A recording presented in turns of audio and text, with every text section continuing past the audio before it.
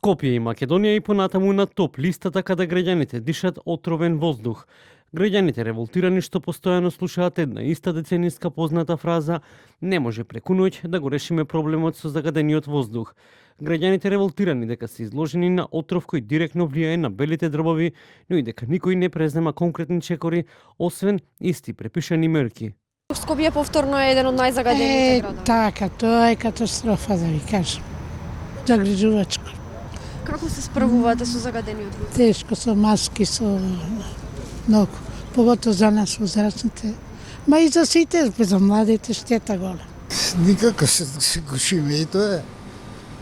Има одговорни за тоа што треба да го следат, тоа е тоа што да кажам. Со затварање дома не може, или со маска излегување да се купуваме. Еве сега мислам дека е подобро, сонце излега, ама загадувањето е страшно. Како се справуваме? Никако.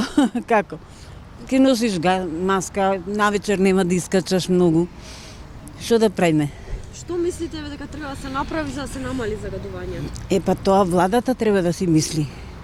Тие што седат таму.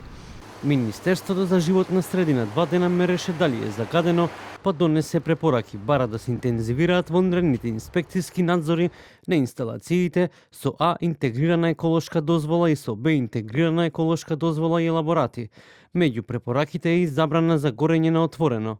Министерството за животна средина и просторно планирање информира дека според податоците од државниот автоматски мониторинг систем за квалитет на амбиенталниот воздух и добиената временска прогноза од Управата за хидрометеоролошки работи, прагот на алармирање на суспендирани честички со големина до 10 микрометри е надминат на мерните места во Скопје, Центар, Газибаба, Карпош, Лисиче и Ректорат.